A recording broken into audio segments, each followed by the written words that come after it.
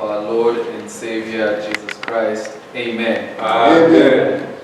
It is indeed a privilege for me to see you once again. I think the last time we saw each other, it was before the start of this thing that we are currently in.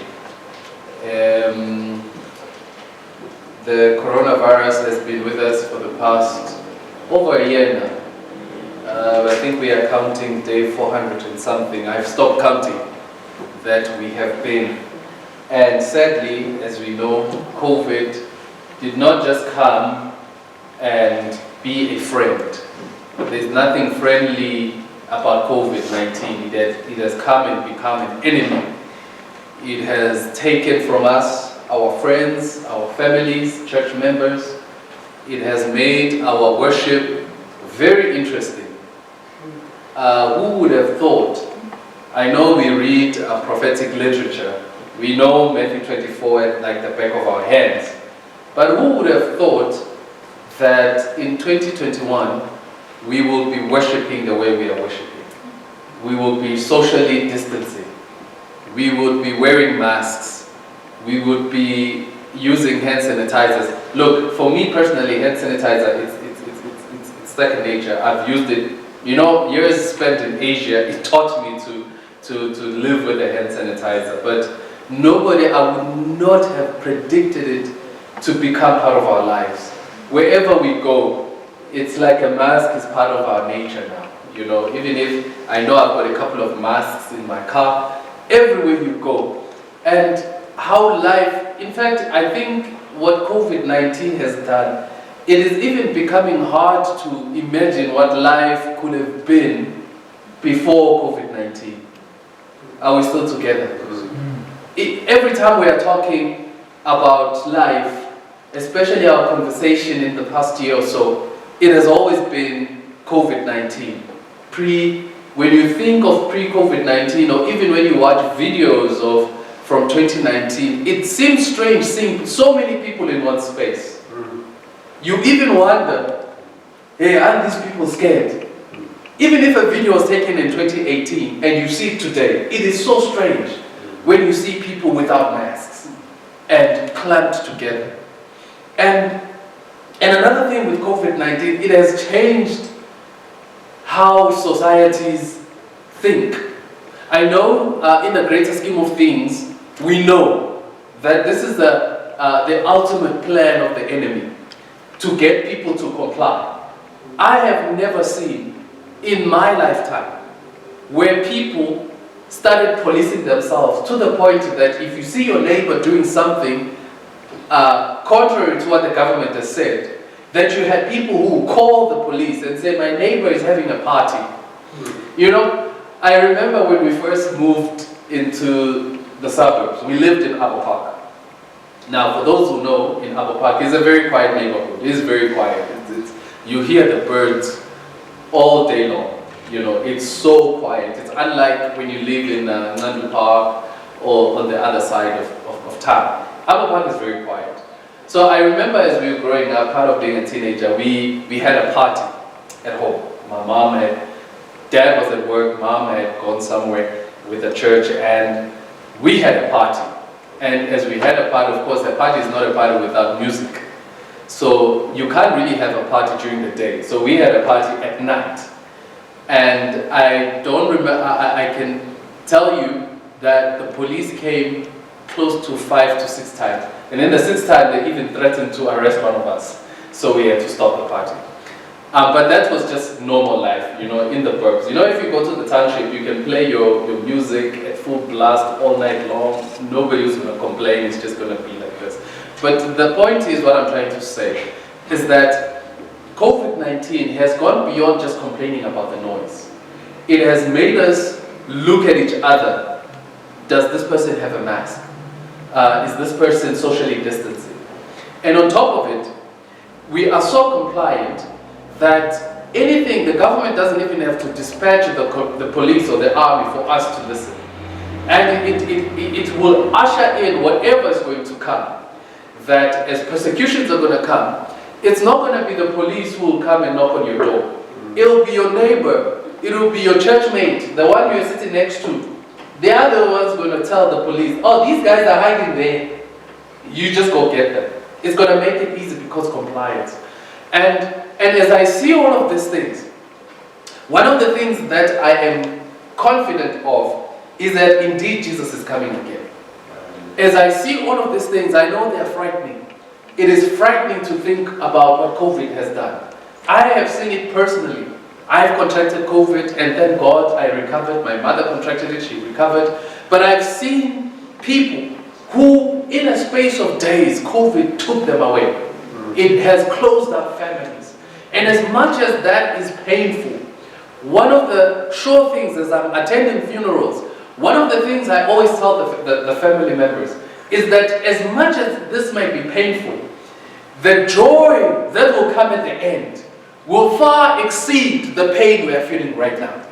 So our responsibility is to hold on to the one who has promised. We are not even holding on to the promises now. For me, the promises, I know them off by heart. I know what he has promised. But now, I am holding on to him to say, if you fall, I fall. Because promises can change. But if he has promised, God has promised, he says, I, the Lord, do not change. And that is why you sons of Jacob are not consumed. So I am holding on to him so that whatever happens, I will not be changed. Are we still together? So let this Sabbath be a reminder that indeed Jesus is coming. And as he comes, as he wipes our tears, he's going to explain why did he allow these things to happen. For now, as a pastor, there are very few things I can explain to you. I cannot explain ill. I cannot explain why a mother and a father die just a few days apart. I cannot explain that. I cannot explain God's will to your heart. I cannot do that. But what I can do is promise you that as you are hurting, Jesus is hurting next to you. With those words, I greet you all in the wonderful name of our Lord and Savior Jesus Christ. Amen. Amen. All right, our time is very limited. I'll try. One of the things I've learned as I was growing up in the church, that I eventually became something that I don't like. I started preaching long sermons. So certain brethren have come to me and said, Mfundisi, please, shorten. Don't be long. So I'll try to be very, very short. Our text of consideration this morning is based in Joshua chapter 5. We are reading from verse 12. Joshua chapter 5 is just one verse. We are reading from verse 12. I'm reading it from the New International Version. Joshua chapter 5. We are reading from verse 12. The title of our sermon is Crisis at the Border. Crisis at the border. I am reading it in your hearing. The manna stopped the day after they ate this food from the land. There was no longer any manna for the Israelites, but that year they ate the produce of Canaan. May the Lord bless the reading of his word. Amen. Amen. Let us pray together. Father in heaven, we are so grateful for this opportunity that you keep on sharing with us so that we can be at your feet. It is indeed a privileged position to be in. Like you reminded Martha that her sister Mary has chosen something that can never be taken from her. And so Lord, we want to occupy that seat and sit at your feet. Bless the preacher of the word. May you hide him behind the cross. May they see him instead of seeing me. In Jesus Christ I pray. Amen. Amen. Now most of us, as I know, that we have traveled borders. We have traveled countries. I remember, I think it was 2017, I was going to Zambia to further my studies. And as I was traveling, because I was carrying so much luggage, I did not fly. It is just a 2-hour flight from Johannesburg to Lusaka. So instead, I opted to take the bus. Now, for some of us who have taken the bus cross-border, you know how frustrating that process is. But I was very excited. I had not been to Zimbabwe, so I thought, because if you know your geography, the bus leaves Johannesburg, it goes all the way up to the N1 North. We reached Musina. It was very hot. I left in September. It was very hot, so we got to Bay Bridge. But on the South African side, things were relatively easier. We went through passport control. For me, since I was carrying a South African passport, I was never really given any problem because in the SADC area, the South African passport is pretty much good to go. So I went to the immigration officer, I offered them my passport, they looked at it, they looked at me and said, hey, what are you doing here? I told them, look, I'm going to Zambia for such and such and such. They said, okay, they stamped my passport, they scanned it, and then I went and waited at the bus for all others to come. And so, from the South African side, we went to the Zimbabwean side. Now, as we got to the Zimbabwean side, things started becoming a little bit chaotic. But it was still fine because we were passing through. So ours was a transit. So we got there, we had to stand in line. And as we stood in line, you had to go through. And as you are going through, and as most of you know, it's still not an easy process because especially once you get to the Zimbabwean side at the Bay Bridge, they tell you, the first thing the bus conductors, they tell you before you disembark, they say, listen, as you are leaving the bus, make sure you do not take anything valuable. We will lock the bus, but as you leave, just take the things you're going to need, which is your passport, the boarding pass that shows that you're in transit, and make sure you make no conversation with anybody you see. Buy nothing, don't make conversation, make sure you stick with the group. So although I figure I fancy myself as a seasoned traveler, I've traveled to Asia, I've traveled to Europe, so I figured, oh, this should be easy, it's just that by land instead of flying. So I get to the Zimbabwean side, everybody's chaotic. I'm also scared to ask because, the conductor said, don't ask anything, just follow the group. So I followed the group, and as I got to the immigration officer in Zimbabwe, just grab your passport, look at you, where are you going? I tell them, oh no, we are transiting to Zambia. Okay, where's your boarding pass? They stamp, they don't even scan, give it to you. And then, one of the things they told me, they said, listen, as soon as they stamp your passport, make sure the date is correct. Because if your date is not correct of the stamping, if they stamped you the date before, and you get to the other side and the dates do not correspond, you are going to be in trouble, which means you have to go back to the border post. So it's another 10-hour drive. So as soon as I took my passport, I make sure, I look at the date, I said, okay, it's fine. We left. Now, as we went to Lusaka, and then, anyway, let's cut the long story short, because it's a very interesting story. Now, as we were traveling, one of the guy we were traveling with, he happened to be from Congo. Now, Congo is not within the SADC region, so you need a special visa to be in SADC. Just like if you're South African, if you have to go to America, you don't just take your passport and say, okay, I'm going, I'll sort it out there. You need permission as you leave the country, as you're going to America. So this Congolese guy, somehow I do not know how he went through the process, but he did. And soon as we got to Lusaka, we arrived there in the early hours of the morning. I think it was around 4 a.m. So the border was still sort of closed and everything. So as we were disembarking, the conductor kind of found out that, dude, number one, your passport had expired. 2, you don't have a visa. So how did you make it this far? And they were explaining at the back. And so the conductor stopped the bus just before we reached the border post in Zambia. You see the river of the Zambezi. You cross the border, the Zambezi. One of these days I want to go and swim and cross it. It's a beautiful thing. But this is an adventure in me. So as we stopped, we had to now, because the conductor kept on saying, if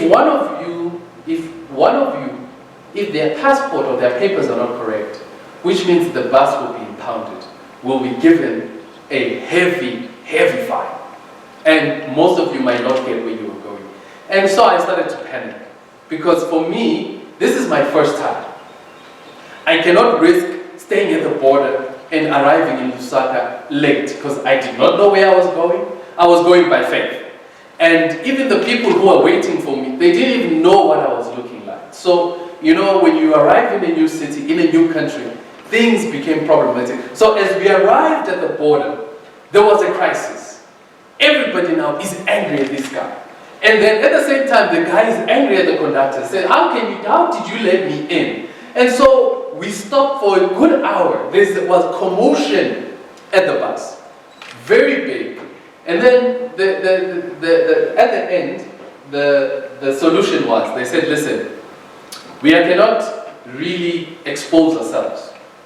So what we're going to do, we are going to drop you off here on the Zimbabwean side. But you're going to walk across the border. The bridge is not far, it's just 500-meter walk. And then somehow you're going to find ways to navigate so that you don't go through passport control. And then you're going to wait for us on the other side. Now, if you know African borders, they're not really borders. You can simply just walk across. And so the guy got off, and then he started walking, and then we met him on the other side. But the crisis, it was so bad for me that I realized how important for you to prepare as you're traveling. Because if you are not prepared, you put the whole group at risk. Now, in the text that we've read, it so happened that God had led the Israelites out of Egypt with a mighty hand.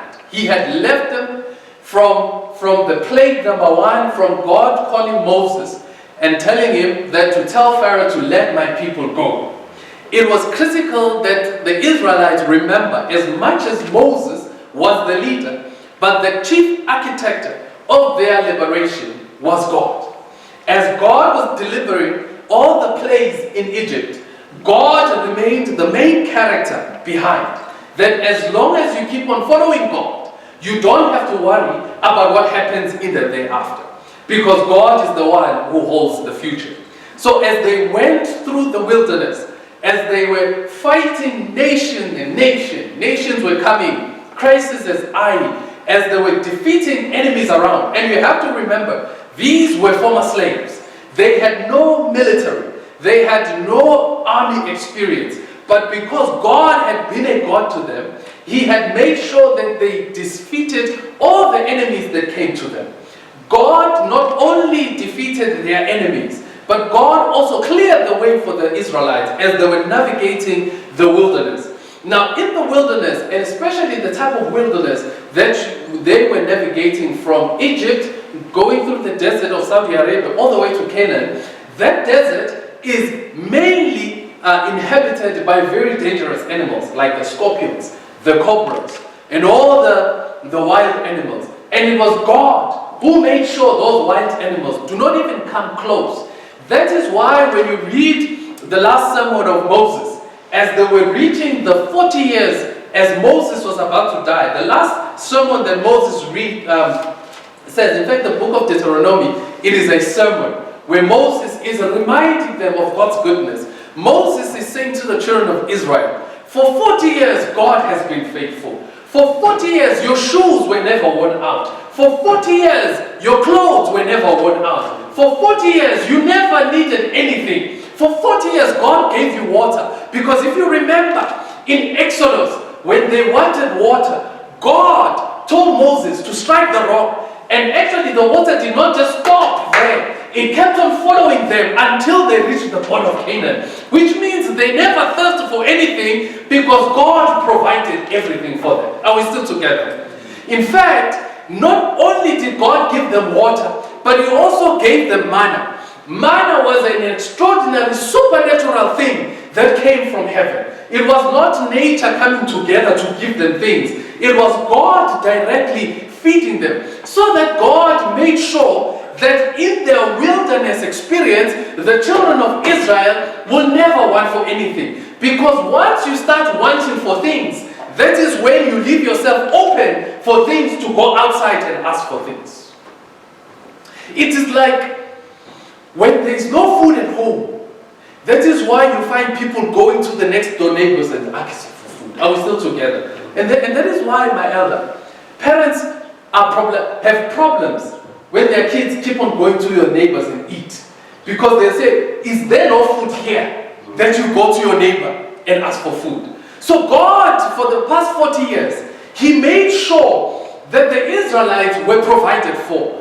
They were provided for security-wise, meaning there were no wild animals that would come and take the animals that they left with Egypt. There were no bandits, the terrorists, people who used to raid camps, that for 40 years God protected them, that they would not come and raid the gold they left in Egypt with. For 40 years God made sure that as they were going in the wilderness, that they had water. You know, water is such a critical thing in a person's life that you cannot go a day or two without drinking water. And so God made sure in a dry desert that there is water. Are we still together? Proving once again that God is the water of life, that through Him the streams of life shall come. And for 40 years God also made sure that these people, they don't have to hunt animals. They don't have to hunt for whatever they can find, or scavenge, or even make treaties with other enemy nations so that they can find food, because God had provided for them. And that is why when you read Leviticus, it comes that the manna fell on the 16th day when they left Egypt. So for 16 days as they were leaving Egypt, on the 16th day, after the Passover, are we still together? After the Passover, the manna rained. The manna rained down every morning except the Sabbath. Then they would come out and collect it. But on the Sabbath, it was that on Friday, they had to collect a double portion. I love this. The double portion, this is why we emphasize on keeping the Sabbath from Friday. That on Friday, because God rains down a special portion that also you get on the Sabbath. So when you keep the Sabbath, God gives you a special portion that even when everybody is eating, you have a double portion that keeps you on the Sabbath day. Are we still together? And then the manna continued. So for 40 days, imagine, it was a clear, visible sign for 40 years that God was with Israel. You would wake up in the morning, and then the manna was already on the ground. You go to bed at night, you don't even have to light a fire, because the cloud of fire was there to warm the camp. So God did not even have to physically manifest for Him to show that He was with them. So it is the same thing, brothers and sisters, that we also need to have. That as we are navigating this new world, this new normal, for us not to forget that God is still with us.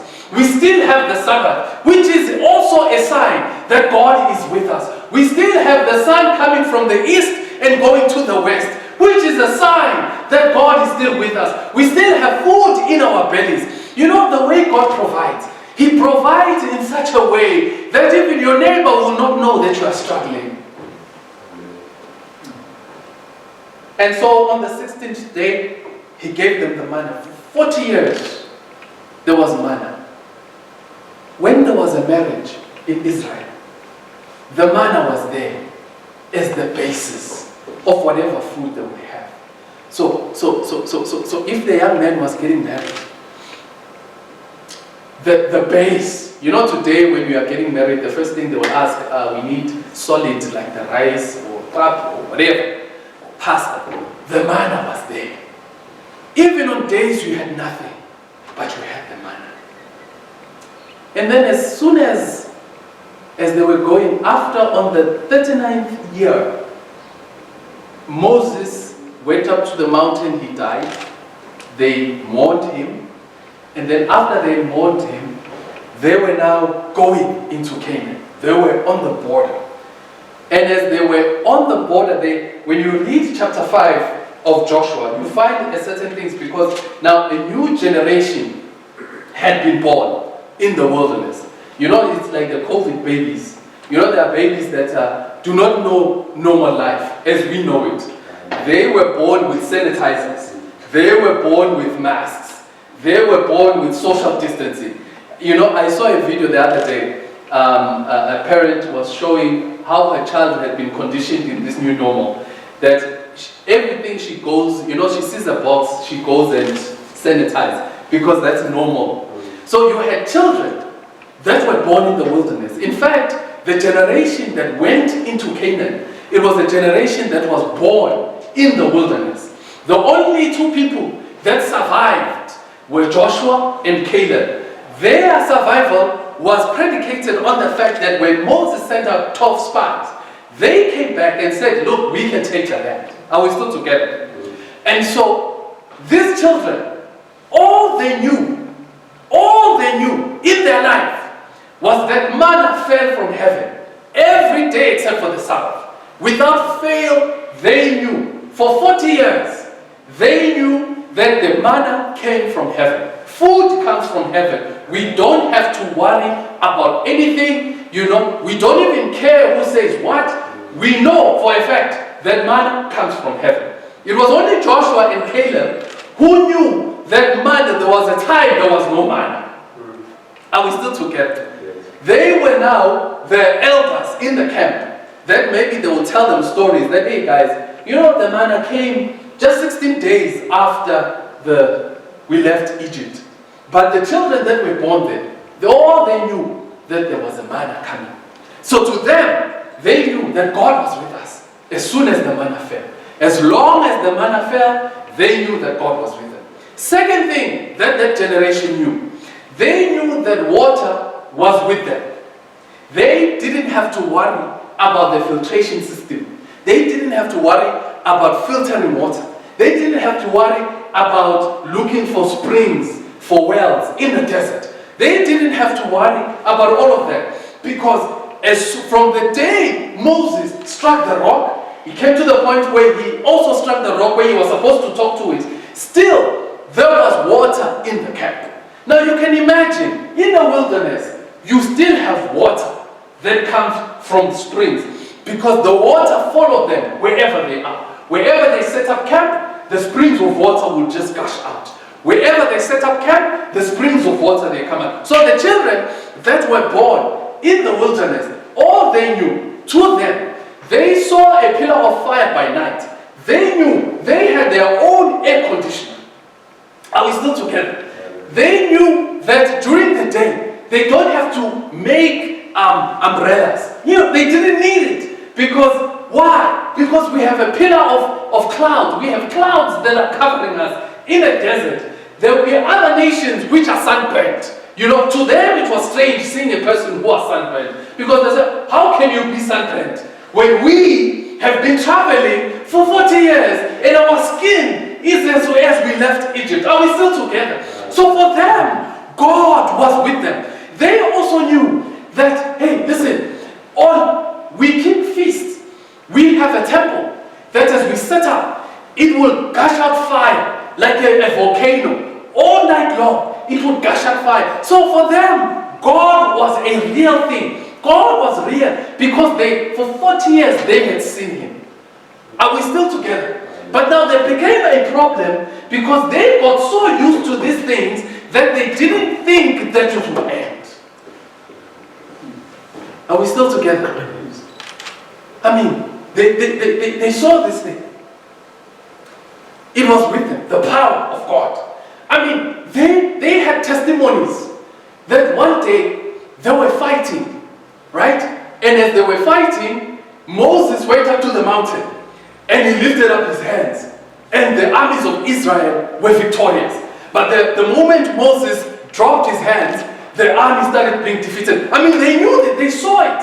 So they knew that actually it is God who's fighting our battles. So the generation that went into Canaan, it wasn't the strong generation that left Egypt. These guys had become softies because everything was within their reach. They didn't have to hunt. They didn't have to do anything because God had made sure that their wilderness journey was provided for. But the crisis came because after they celebrated the Passover. Now, I've mentioned it was 16 days after they left Egypt. Now, before they left Egypt, you'll remember, there was the first Passover, right? When God had said, smear the doorposts with the lamb. Don't break the bones. Eat it which means you put it on the barbecue or braai. You braai it with bitter herbs. You eat it as you are standing because it signaled that you are leaving. So from that day they ate the Passover until the 16th day. That's when the manna fell.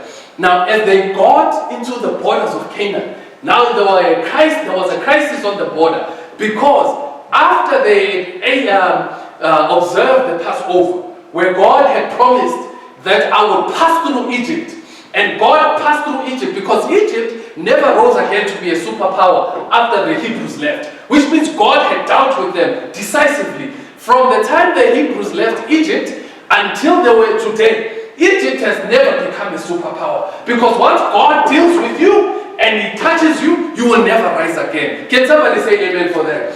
So after they observed the Passover, they spent 16 days, and then on the 16th day, on the 39th year, the manna stopped. Now you can imagine these little ones, and even the 40-year-olds who grew up in the wilderness. They say, hey, they wake up on day 17, and as they're waking up on day 17, they're looking outside. There's nothing. Eh? They go into they're seeing the well, the water. There's nothing. The crisis came. Because now, they're like, what are we going to do? Because the manna has stopped and the water has stopped. But now when you read the text, that God stopped the manna because God had prepared them for the land. God said, okay, the manna was the food of the wilderness, and that is why you will never get it again. But now, as I'm stopping the food, the Bible says they ate produce of the land. What God was saying to them, as they were talking to the Hebrews, He says, God, now I have given you the land. Then I've shown you that the food you're going to eat is not going to come from me, but it's going to come from the land, because I have given you the land. Are we still together? For those who did not believe, it became a crisis. Because when God provides for you, it does not mean you should stop asking God for providence. You see, the problem we have today, and this is the similar story we have in the Adventist church, is that we become so complacent with all the knowledge, with all the things that God provides for us, that when God suddenly says, okay, I'm not giving it to you now, and then you cry as if God has never provided for you ever. Are we still together? The crisis, there is no Christian that should go through a crisis when they know that God is their provider. Because as soon as God stops something, then which means there's an opportunity for you to get something. When God stopped the manna, He was telling the Israelites that there's no crisis here. There was never a crisis. In fact, means that you can take the land and dwell amongst it. So when God allowed COVID-19 to be part of us, there was no crisis. Are you listening to me? When there was crisis, when COVID-19 became a pandemic that it is, there was no crisis, because God had prepared us for a new normal. That now we're going to live, God already prepared us. And how, you ask, how did God prepare us? God already prepared us because for a long time, God gave us a health message. He gave us long before it became fashionable. God gave us New Start long before it was fashionable. God gave us nutrition, saying, eat well, because if you eat well, your body would have chances to fight any disease. Are we still together? God gave us exercise, saying, look, you don't have to stay in the office. Make sure you move your body. Move. Don't become a couch potato. Move, because the more you move, the more fresh air you breathe in. And as you breathe in fresh air, you become a better person. And when God said water, we have been preaching the gospel of water long before it became fashionable. Today, these fitness gurus you see all over telling us drink water. I always look and say, man, within us, God prepared us for a very long time. He says, drink water. 8 glasses of water a day. It has been a gospel that has been prepared. While we were in the wilderness, God has been preparing us. What is the S stands for? New Start. sunlight. We've been telling people, listen, don't just stay indoors. Get a bit of sun in you so that it activates the vitamin D in your system. That work outside. Go to the garden. Work. As you are working, you move your muscles. All of these things, God had prepared us. And all new start. Exercise. Temperance. We live in a world of conspicuous consumption. This is a high caliber word. Conspicuous consumption. Where people never get enough of eating. Not only physical food, but also the resources they are not supposed to eat. Corruption. You know the word corruption? It is a word that not only just affects a single group, but it affects everybody. Because you will have somebody in power who will not be content with whatever lot they've been given. And so they will encroach to somebody else and make sure that other people are alienated from eating. So therefore we are all displaced. And this is why God says, man, learn to be content with the little I have given you. Because if you can manage the little I have given you, then you can manage big things. It's something we have been preaching. You know, brothers and sisters, there is absolutely no need in every government. COVID-19, we saw corruption on a great scale. Not only here in South Africa, but even in America. There is corruption. There are inquiries that are about to start where people have been misusing PPE money. In England, fans are getting contracts. It has exposed us. And I pray to God, I wish there is no Adventist that is found to be amongst those who have been corrupt. Because it will be a shame for an Adventist to be found to be corrupt when God has told us, be content with the little I have given you. Because you see, people who are going to make it to heaven, I know most of us, we think you need to know this book cover to cover. People who are going to make it to heaven are people who are content. People who are able to make it happen with the things that God has given them. Those who keep the commandment of God and have the faith of Jesus Christ. Those are the people who make it to heaven. And all these things, God has prepared us. And fresh air. God has told us, go outside, breathe in fresh air. These are the things, and rest. We live in a world, and I think in a world of social media, it is a world where people don't sleep. You wake up, for those who are on Facebook, Twitter, Instagram, you find people who are, even WhatsApp. WhatsApp is a social media, by the way. You find people are online. And you wonder, what is it that you are talking at 2 a.m. in the morning? And then you find these young ones under the covers. They are laughing. They never rest. Now, how can you be competent as a human being, when your brain does not rest? Because God created this brain so that you can rest, so that the brain cells can be fresh, so that your body can be fresh. The proper sleeping hours for a human being. We are supposed to go to bed at 9 p.m. That is the latest we are supposed to go to bed. So that we wake up before the sunrise. There's a theology in resting. Because when in Israel, when they were lighting the incense, it was lit before the sun came out. Which means the high priest, used to wake up before the sun came out so that they can light the incense and make a sacrifice and pray for the whole of Israel before people woke up. So which means the father, as we are talking patriarch, I love this, I was going to come to it. The patriarch of the family, the head of the family, is supposed to wake up before everybody's up and pray for them, intercede for them, ask God to look out for them long before they wake up. Before the sun comes out, the son here, the father of the family, should already be up and already interceded for them. And by the time the family wakes up, the father is laying his hands over them and saying, may you have a blessed day because I've spoken to God. Today, we have fathers who are waking up with their children. And they say 2-minute prayer and they're out. And you wonder, why even our church is the way it is? Because we not even observing the health laws, which are supposed to make even our spiritual life better. And then the last one, trust in God. In all of these things to happen, that's why I said earlier, that I have resorted to trust God and hold on to Him. Because as I hold on to Him, I am able to do these other things.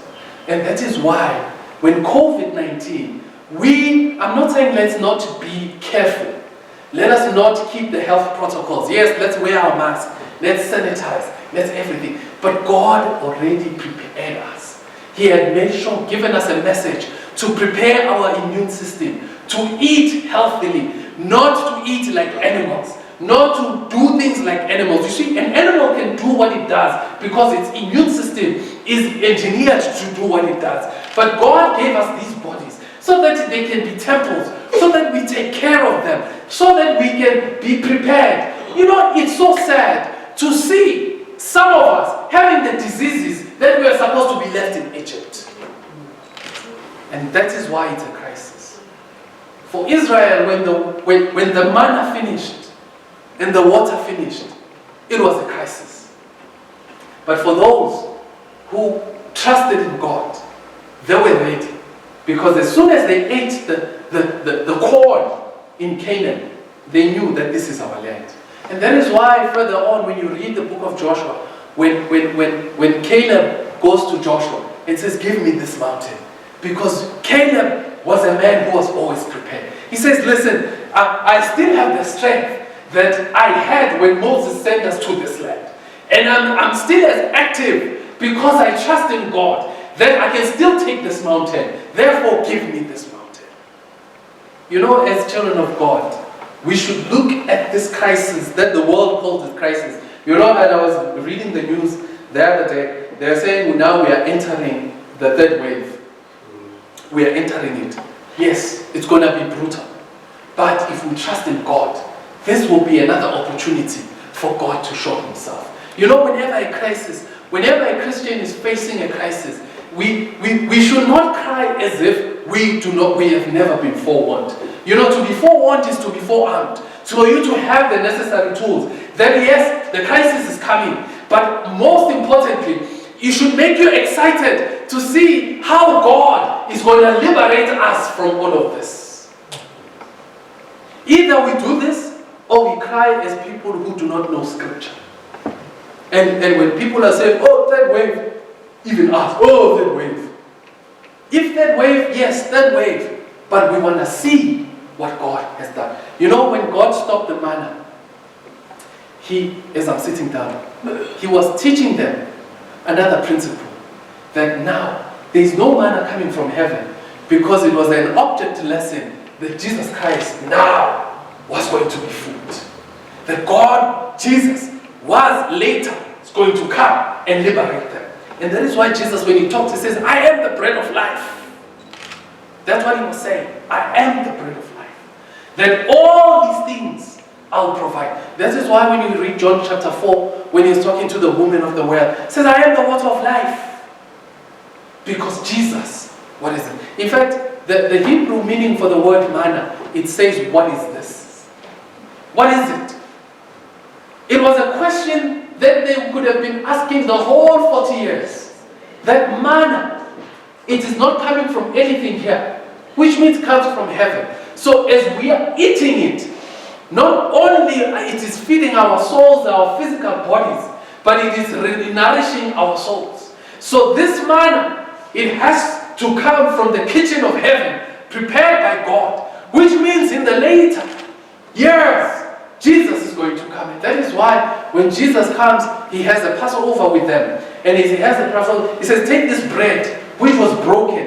As you eat it, think of it as the manna. So as today, as we are having the Passover meal, as we are sitting having communion service, as we're eating this bread, let us remember in drinking the wine, let us remember that, listen, in every crisis, God is still with us. In every single situation that we are going through, Jesus is going to be with us, and He nourishes us so that we are better prepared for the world that is coming. So to some, these young ones, there was a crisis. But to those who were prepared, they knew that it means that God was taking them to the next phase and making them into the nation. And they took over Canaan and they became a nation.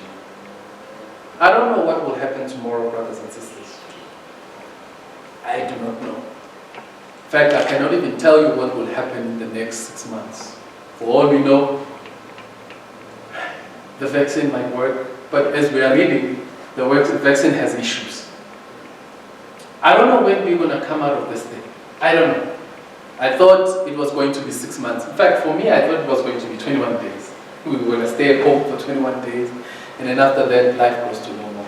But as I see, this COVID world is going to be our world for the next 5 to 10 years. It's going to be our world. But I'm not worried about that. For me, I'm not worried. What worries me the most is seeing people of God behaving as if we do not have a God. That worries me. And I wish we can change our way of thinking. I wish we can change the way we approach God. That as soon as one door shuts, God definitely opens another door. And as He opens another door, before He even opens that door, before He shuts this one, He makes sure that He prepares you so that you'll be able to walk into this door. But if you are not the one who listens to Scripture and lives as this generation of Israelites, of Hebrews who are in the desert, who never took stock of all the things that were happening, when this door shuts and another one opens, you're not even going to see it because you'll be busy crying because there was a crisis. Let us not be Christians of crisis, but let us be Christians of hope. Let us tell people things are bad right now, yes, but tomorrow the sun is going to come again. And as soon as the sun shines again, which means God is still on His throne. And while God is still in His throne, He says, I, the Lord, do not change. And that is why you sons of Jacob are not consumed. May God bless you all. Let us pray. Our Father in heaven, we thank you that in our crises, you are still God. That you have prepared a way for us to be able to endure a crisis. Lord, as a country, as a world, as a society, we've been in this crisis. For some of us, this crisis has left us very tired. We are so tired of staying at home. We are so tired of many things. It has left us fatigued. But Lord, you have promised that you give strength to the weary. Only those who trust upon you, you will renew their strength. And so Lord, we are asking you to renew our strength. Make sure, Lord, that you keep us going. That we might not see a crisis, but we see an opportunity so that we can move forward. So that we can take whatever opportunity that COVID-19 has opened up. Open our minds. Open our eyes so that we can see this new opportunity so that we can eat off the land that you have given us. Because you have promised that everything, silver and gold, is yours. That even if you are hungry, Lord, you are not even going to tell us because you own everything. So please be with us. Guide us, protect us under your wing. In Jesus' name I pray. Amen.